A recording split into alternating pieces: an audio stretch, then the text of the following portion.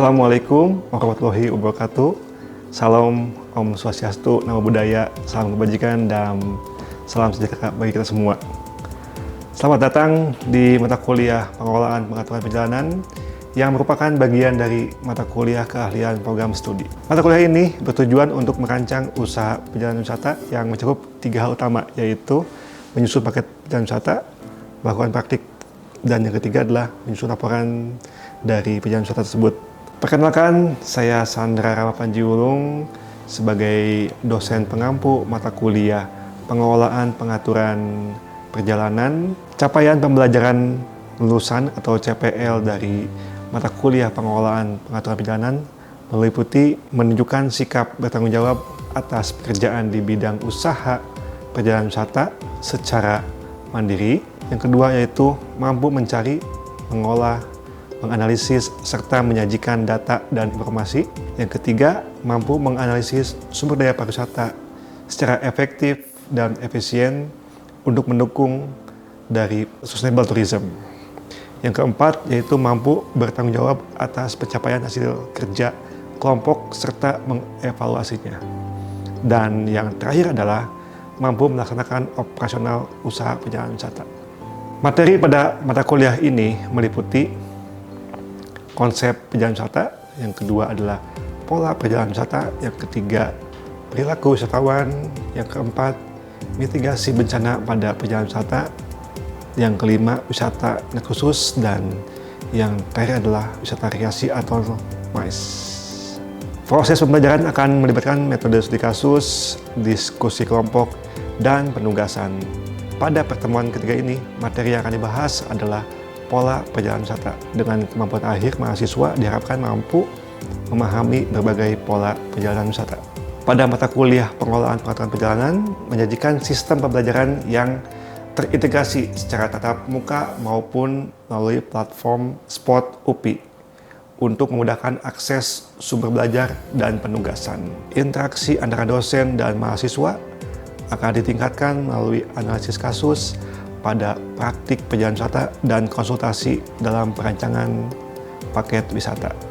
Lebih lanjut, sistem penilaian ditinjau misalkan performa selama proses pembelajaran dan melalui ujian akhir berupa proyek perjalanan wisata sebagai indikator penilaiannya.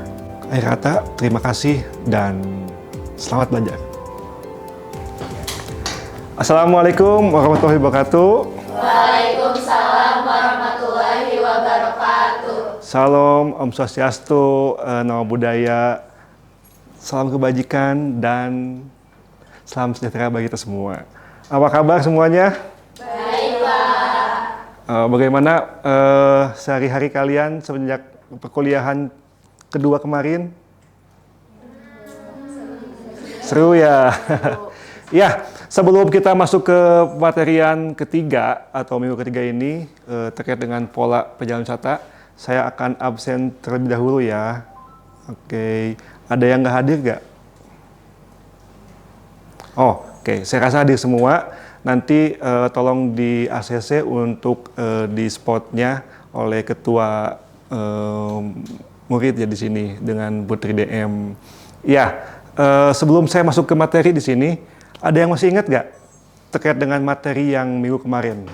Yaitu terkait dengan konsep apa? Perjalanan wisata. Siapa yang akan merefleksi terkait dengan materi yang kemarin? Saya, Pak. Ya, silakan Putri DM. Baik, izin menjawab. Perkenalkan, nama saya Putri Dewi Maharani dengan NIM 2202900. Izin menjawab, untuk pertemuan kemarin kita membahas materi tentang konsep perjalanan wisata. Itu menurut sepemahaman saya, destinasi wisata itu mempunyai konsep setidaknya harus memiliki beberapa potensi. Yang pertama itu potensi dari daya tarik wisata, di mana destinasi tersebut itu harus memiliki daya tarik wisata agar wisatawan itu dapat tertarik untuk mengunjungi destinasi tersebut. Yang kedua itu ada aksesibilitas, di mana aksesibilitas untuk menuju ke destinasi tersebut maupun secara fisik atau non-fisik itu juga merupakan hal yang penting. Lalu yang terakhir yaitu aktivitas dan juga fasilitas wisata yang ada di sana. Di destinasi tersebut setidaknya harus ada sumber daya manusia atau sumber daya alam yang dapat mempermudah wisatawan atau mempermudah juga pelaksanaan kegiatan wisata di sana gitu, Pak. Baik, terima kasih Putri. Give applause buat Putri. Memang di sini konsep perjalanan itu mesti kita pahami, terutama terkait dengan kalau saya tadi bisa jelaskan kembali, itu terkait dengan 3A, konsep 3A, atraksi, aksesibilitas, dan amenitas, plus aktivitas juga di situ. Nah, lebih lanjut, kemarin juga saya sampaikan mengapa penting kita mempelajari konsep tersebut. Ada yang mau menjawab, silakan. Ya, silakan. Baik, Bapak izin menjawab. Perkenalkan, nama saya Azmi Tufail. Mungkin kenapa konsep perjalanan wisata itu sangat penting karena mungkin akan lebih terarah. Suatu perjalanan itu akan lebih terarah dan juga mungkin perjalanan itu akan lebih lancar ketika perjalanan itu memiliki konsep gitu. Oke, terima kasih Azmi. Itu tangan Azmi. Oke, ada yang menambahkan? Oke, Gisani, silakan. Terima kasih atas kesempatannya. Perkenalkan, saya Gisani Akila dengan NIM 2301909. Izin menjawab, menurut saya selain perjalanan terarah itu dapat juga mengukur perjalanan wisata agar tersusun dengan baik gitu. Jadi ketika perjalanan dilakukan tidak bercecer atau kemana-mana gitu. Terima kasih. Terima kasih. Oke, makasih Gisani, Azmi, dan juga Putri. Memang betul suatu konsep perjalanan satu kita mesti mempelajari hal mendasar supaya teratur di awalnya dan juga tidak Gisani berceceran ya gitu. Nah, pola di sini kita akan membahas mengenai seperti apa suatu perjalanan itu mesti di-manage sesuai dengan karakteristik wilayah di destinasi tersebut. Ya. Tapi sebelum itu kita akan bahas juga CPMK atau capaian pembelajaran mata kuliah untuk kita hari ini itu mampu memahami berbagai pola dari perjalanan wisata sehingga nanti tercapai indikatornya mampu memahami pola perjalanan sesuai dengan preferensi wisatawan hingga penggunaan perlengkapan dari si perjalanan wisata tersebut. Oke. Nah, untuk materi di pertemuan kali ini ada 3, yaitu pola rute atau daerah transit. Yang kedua adalah tipologi perjalanan wisata. Dan yang terakhir adalah pola spasial dari perjalanan wisata tersebut. Baik, sudah semangat untuk memulai hari ini? Semangat! Oke, terima kasih. Di sini pola rute atau daerah transit. Ya, rute atau daerah transit bisa disebut di situ merupakan akses yang menghubungkan dari daerah asal wisatawan menuju destinasi. Ya, ada 3 rute di sini. Pertama, rute akses. Kedua, rute rekreasi. Dan ketiga, rute kembali. Ya, nah kita akan bahas satu persatu di sini. Mungkin sepertinya ataupun hal yang sangat wajar jika kalian bingung ini apa. Makanya di sini kita bahas berkaitan dengan rute akses. Ibaratnya begini, kita ambil contoh adalah ini Kota Bandung ya. Kota Bandung itu daerah wisatawan dan ini mau kemana? Mau Bali atau mau Jogja? Bali ya, Bali. Oke, Bali. Kita pakai jalur darat ya. Oke, biar seru. Nah, ini dari Bandung, daerah asal itu ada 2 rute. Pertama, rute akses. Ya, yang kedua rute rekreasi. Kita coba interpretasikan sesuai dengan tanda panah. Ya, yang pertama rute akses dari Bandung dia langsung ke Bali. Bali bisa menggunakan pesawat terbang ataupun darat. Ya, nah itu rute akses. Jadi rute akses itu tidak mampir dulu kemana-mana, langsung ke destinasi, gitu. Nah, yang kedua ada rute rekreasi. Selama perjalanan menuju Bali, ya, si wisatawan di sini tuh mengunjungi beberapa destinasi ataupun daya tarik wisata. Misalkan kemana dulu sebelum ke Bali? Ke Jogja ataupun Banyuwangi. Nah, seperti itu. Nah, ini perbedaannya. Tapi ada juga kasus lainnya, yaitu dia menggunakan rute akses tapi ke rekreasi dulu. Nah, contohnya gimana? Contohnya adalah dia menggunakan pesawat terbang, tapi dia transit di Surabaya biasanya. Transit di Surabaya, misalkan transit sampai 6 jam, nah dia baru di sini keliling Surabaya. Baru nanti setelah itu ke Bali lagi. Nah, yang ketiga itu ada rute kembali. Sama halnya seperti yang di Bandung tadi, tinggal dibalik dari destinasi ke kemana? Ke Bandung. Atau dia dari destinasi dari Bali ke Jogja dulu, baru ke Bandung. Tergantung dari polanya seperti apa.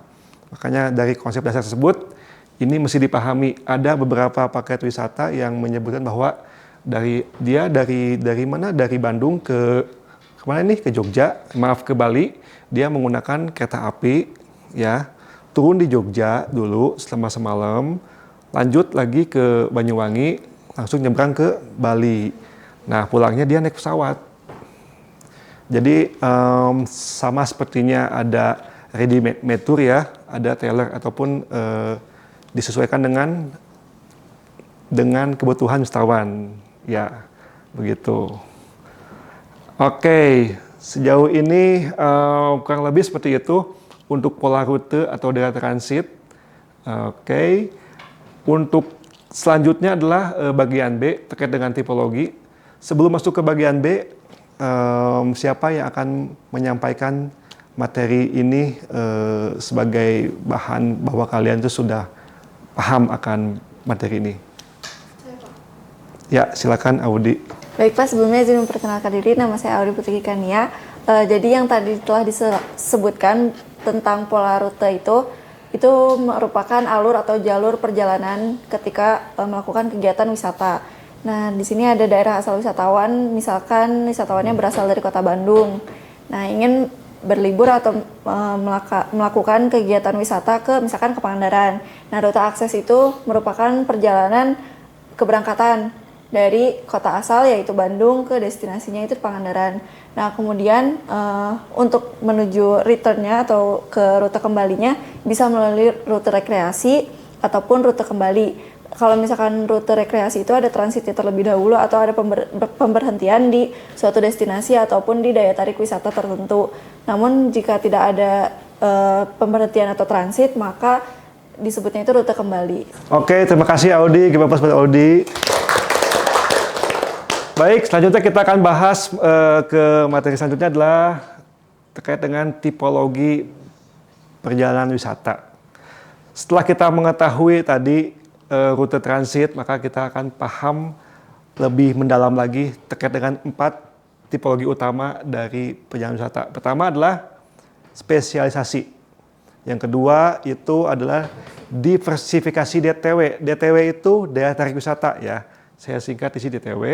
Yang ketiga adalah diversifikasi destinasi dan yang terakhir adalah campuran. Gitu. Satu DTW, satu destinasi itu spesialisasi. Satu DTW, berapa DTW di satu destinasi itu diversifikasi DTW. Satu DTW di beberapa destinasi itu diversifikasi dan beberapa destinasi itu campuran. Kita lihat biar tidak bingung seperti ini. Ya. Ini satu DTW, DTW wisata, ini beberapa DTW.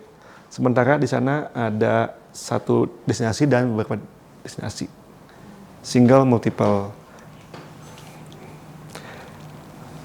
Ya, spesialisasi. Saya kasih contoh tadi masih di Bandung, ya. Bandung dia pengen mengunjungi ke Canggu, hanya Canggu, Bali. Kemana masuknya? Spesialisasi, betul.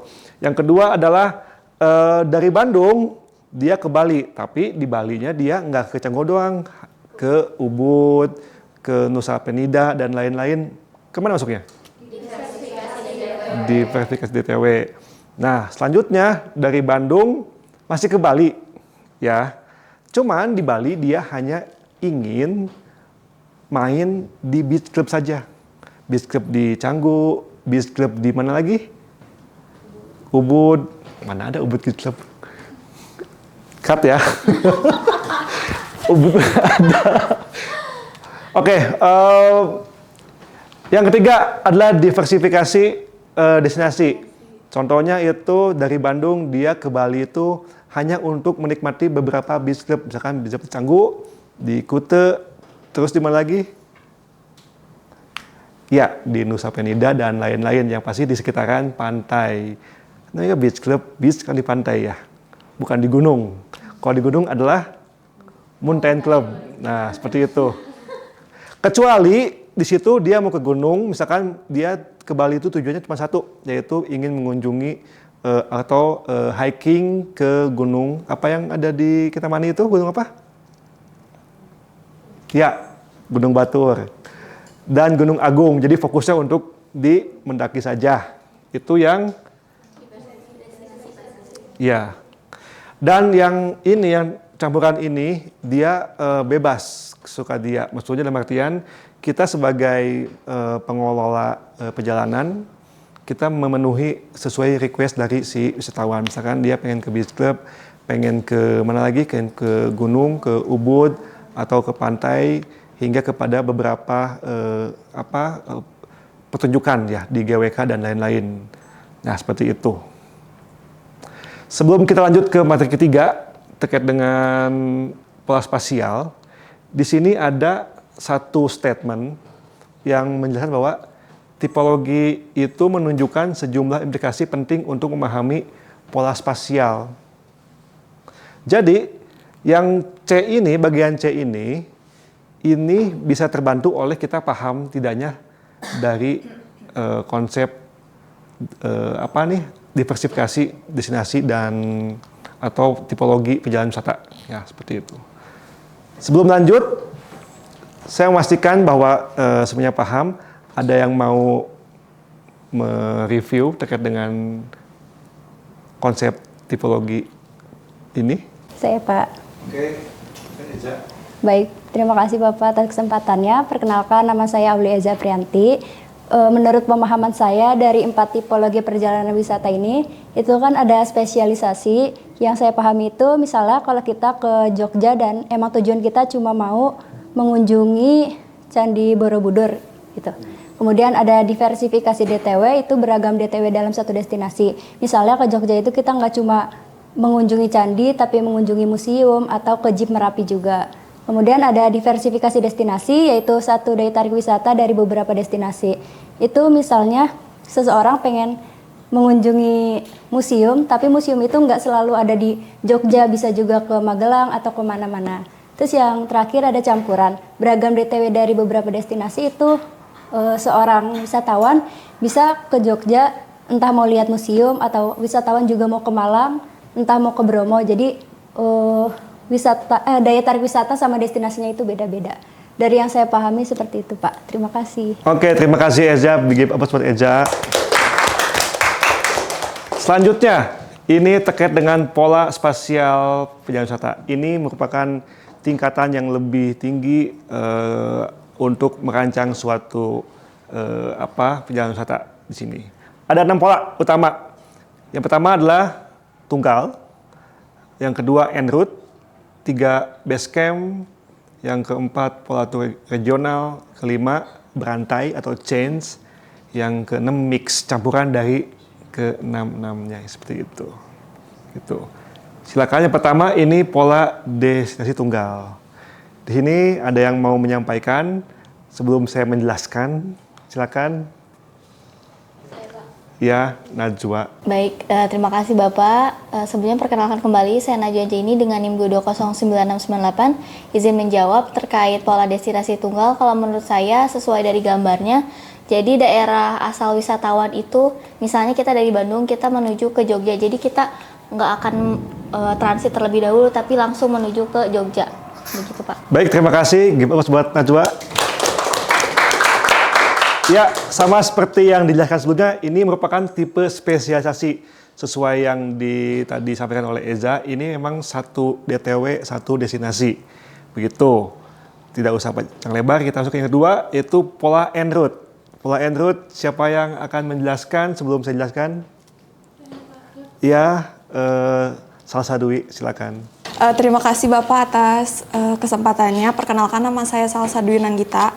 Nah, kalau untuk pola en route ini, menurut pengetahuan saya, di sini itu ada daerah asal wisatawan, misalkan dari Bandung menuju destinasinya ke Jogja gitu. Dan di sini tuh dia tuh melakukan transit dan mengunjungi beberapa destinasi wisata di tempat transit tersebut. Terima kasih. Oke, makasih buat Salsa Dwi. Give applause, Salsa Dwi. Tapi di sini saya akan meluruskan. Tadi sebelum ke Jogja, transit di beberapa destinasi. Bukan destinasi, tapi DTW. Ya, misalkan sebelum ke Jogja, kita berhenti di Tasikmalaya. Untuk makan, untuk minum, dan lain-lainnya. Setelah Tasik, kita berhenti di mana? Magelang. Boleh, Magelang. Boleh Magelang, berarti Magelang ke Candi Borobudur dan lain-lain. Setelah itu baru ke Yogyakarta. Nah, seperti itu. Ini sama dengan model rute rekreasi ya yang di awal tadi, dan tipenya diversifikasi DTW. Ya. Nah, seperti itu. Baik, untuk yang ketiga ini ada pola base camp. Sama artinya dengan kata base camp. Base camp itu apa? Tempat kumpul. Nah, di sini base camp-nya adalah destinasi. Baik, siapa yang akan menjelaskan seperti apa Pak base camp? Ya, Novita, silakan. Baik, terima kasih Bapak atas kesempatannya. Perkenalkan, nama saya Novita Sari dengan NIM 2305131. Jadi pola base camp itu contohnya dari daerah asal ini Bandung. Terus ke destinasi wisatanya misalkan ke Tangkuban Perahu, terus ke Jambraga, terus ke museumnya, dan ke tempat yang lainnya. Dan itu dijadikan tempat destinasi tersebut dijadikan sebagai tempat tinggal untuk sementara untuk ke destinasi wisata berikutnya. Baik, terima kasih Novita. Oke, di sini kan meluruskan Novita tadi tepat sekali. Cuman di sini agak sedikit dijelaskan kembali bahwa destinasi sini adalah Kota Bandung dia. Berarti daerah asal di mana? Dari Banjar atau dari Bandung, ini Bandung. Ini dari Jakarta atau dari Banjar atau dari luar Bandung. Nah, ini bisa ke Tangkuban, ke Ciwidey dan lain-lain. Perlu diingat bahwa yang merah ini destinasi itu dia melakukan apa? Minimal 1 malam menginap. Ya, karena tadi disampaikan oleh Putri DM di awal, konsep dasarnya itu adalah ada aksesibilitas, ada amenitas, dan aktivitas. Ya, seperti itu. Selanjutnya, kita akan ke pola yang selanjutnya, yang keempat adalah regional tour. Di sini saya akan sedikit paparkan skenario wisatawan melakukan perjalanan destinasi dan mengunjungi beberapa DTW sebelum kembali ke daerahnya masing-masing. Tadi disampaikan bahwa tadi yang merah ini destinasi dia setidaknya semalam menginap, begitu. Dan DTW di sini dia nggak menginap. Ada yang mau menginterpretasikan? Ya, silakan Gisani. Terima kasih Bapak atas kesempatannya. Izin menjawab. Jadi pola tour regional itu misalkan dari daerah asal wisatawannya Sukabumi, destinasinya mau ke Kota Bandung. Dari Kota Bandung itu misalkan daya tarik wisatanya ke Tangkuban Perahu, terus mengunjungi beberapa daya tarik wisata yang ada di Kota Bandung, lalu nggak ke destinasi, nggak menginap lagi, jadi langsung pulang ke daerah asal wisatawan yaitu Sukabumi. Seperti itu Bapak, terima kasih. Oke, makasih Gisani, give Bapak sebagai Gisani.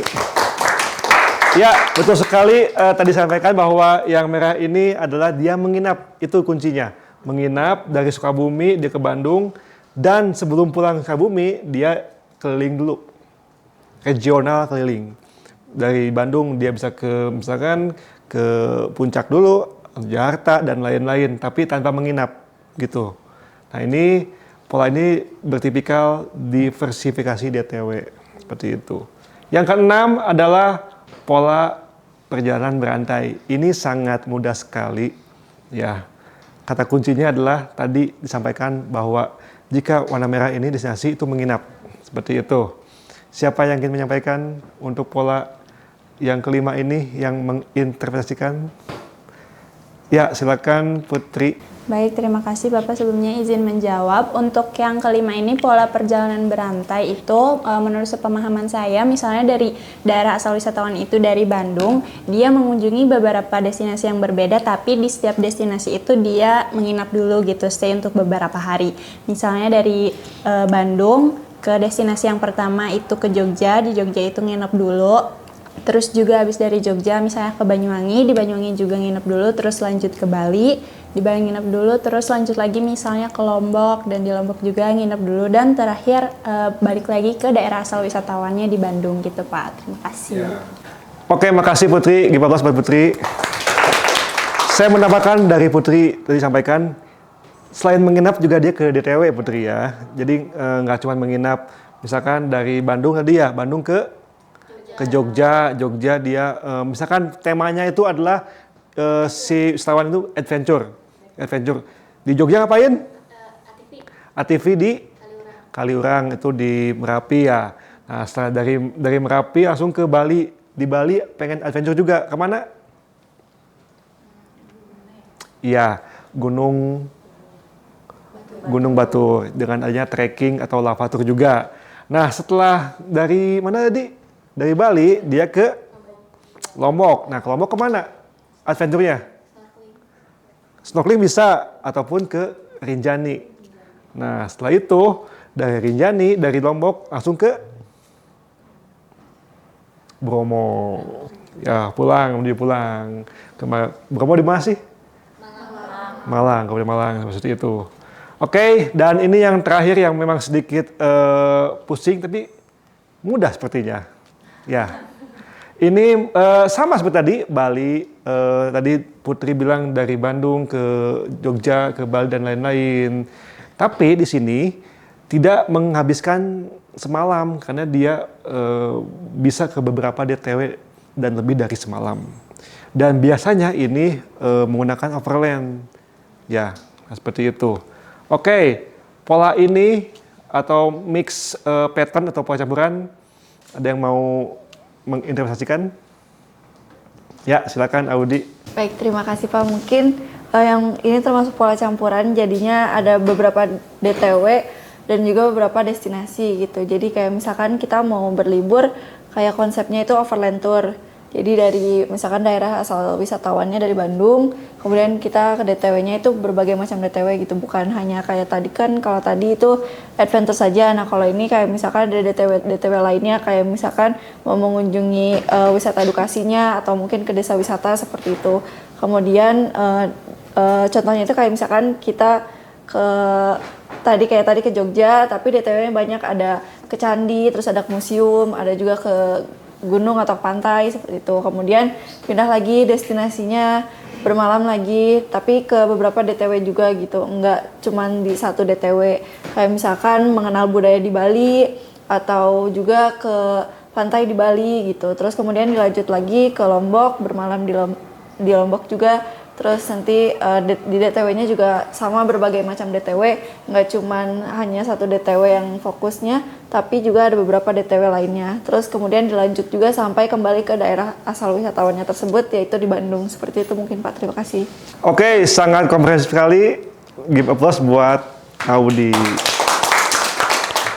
Oke, dari ke-6 ini kita lihat seperti ini kurang lebih. Ya. Seperti ini ada tunggal, en route, base camp, tour regional, pola perjalanan berantai, dan campuran. Nah seperti itu. Baik, untuk pertemuan kali ini saya rasa sekian. Ya, biar lebih memantapkan pemahaman kalian, maka ada tugas. Tugasnya silakan bagi satu kelompok maksimal 3 orang. dan dapat diakses di LMS ya, di Spot ya. Ini akan kita bahas di pertemuan keempat yaitu minggu depan. Oke, terima kasih atas perhatiannya hari ini. Sampai ketemu minggu depan dan jangan lupa buat materi paparan yang diupload ke Spot dan juga minggu depan kalian akan mempresentasikan hasil dari pola yang akan dirancang oleh kalian itu. Terima kasih. Wassalamualaikum warahmatullahi wabarakatuh. Waalaikumsalam warahmatullahi wabarakatuh. Terima kasih. Sama-sama.